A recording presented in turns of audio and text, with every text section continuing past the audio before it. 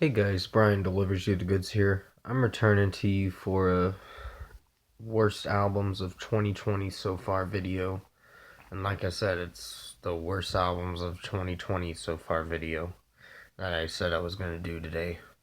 So I'm going to discuss what from 5 to 1 what the worst albums are and let you know why I didn't like them. So let's dive into the first one, which is Lil Wayne Funeral. This one was a letdown. I felt like there were some songs that just didn't connect well with the record, and it just threw me off. Some of the songs. Can't remember what the song names were because it's been like almost 3 months or 2 months since I heard the record. But I deleted it afterwards because I hated this album. I was like, this is his worst album for in a long time. I actually got the track list. I think Dreams was horrible. Clap for 'em was really bad. And the rest of the tracks were just dull. It was like a 24 track album. But yeah, number 5 is Lil Wayne Funeral that I talked about. At number 4, we have Code Orange Underneath. This album was boring. It was so boring. There was only a few good tracks on this album. I think the title track was really good. Then you have just when it goes to Swallowing the Rabbit Hole, it's like the second track on there. And the intro track wasn't so bad, but when it leads into Swallowing the Rabbit Hole, I was like, it's okay. It's not my favorite track, but then the tracks start to get even boring afterwards and very uninteresting, and I was like, ugh, this album sucks. And I was really let down by this album. And I know most of you are going to hate me for saying that Code Orange's album's bad, but it's bad. It's not my favorite album this year, and I don't really want to hear it again. So at number 4, we have Code Orange. At number 3, we have Justin Bieber Changes. Now, this was another boring album. The songs were so horrible. Intentions was probably an average song. I didn't hate that. The melody was not too bad. And the beginning of the album wasn't so bad. Take It Out on Me was average, I guess you could say. And then just Forever was horrible. The song with Lil Dicky in it was really bad. And yeah, it just the Yummy song made this album fall downhill, including the remix track with Summer Walker. And I was like, nope, do not like this song or the remix version. And remix version was a lot worse because it had a featured artist that was saying, "Oh, you can eat my yummy yummy" or whatever. And I was like, that's fucking gross. I'm like, why do you have to make a song about eating someone's you know what? And that's just very filthy. And I didn't like that. Sorry, I just got stuff on my forehead and it's really bugging me. But at number 3, we have Justin Bieber with Changes. Number 2, we have Five Finger Death Punch with F8, or known as Fate. And I was really let down by this record. I thought it was going to be a step up from their last album. I know there's a lot of critics that are saying, oh, this is probably their best album in a long time. No, there's a reason why it's not good. And it's because Ivan Moody is still bitching and complaining in this album about, it's like, oh, I'm better than you and you can suck it, kind of. if you don't like how I'm spitting my verses or whatever, or whatever he's singing, and it's trash. Death Punch Therapy was probably the worst song on this album, for sure. And Little Bit Off has grown on me more after listening to it.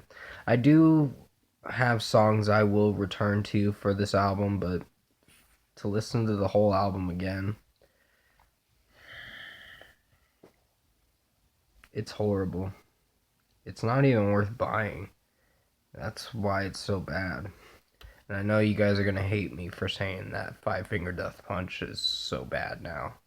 They are fucking bro metal, and I do not like bro metal. It's so bad. But at least it's not the worst thing this year. So I'm going to mention what the worst number one album is this year, and you guys might agree with me on it.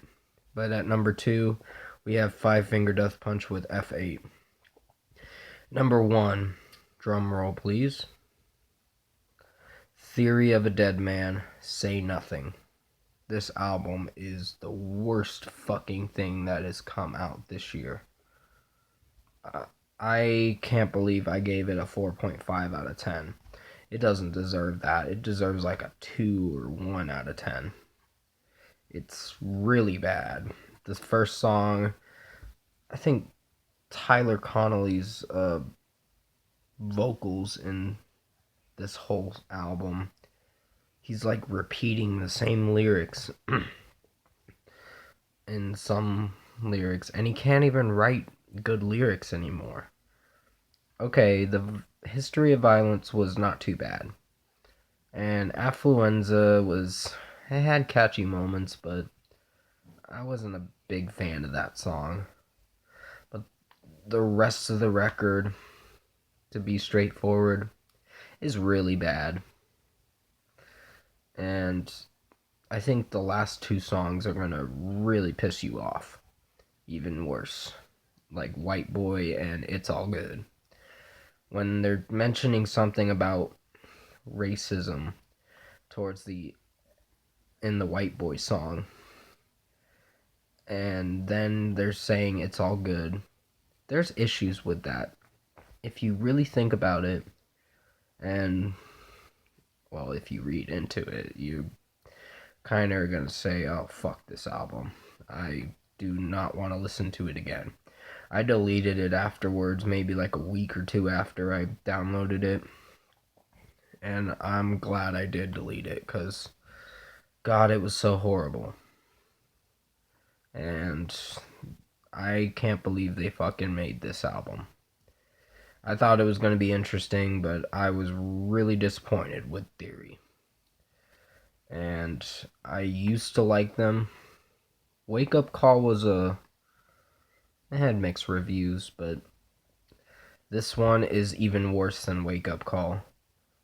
I hate the lyric where he's like, monkey see, monkey do, monkey me, monkey you. That's really annoying in the song.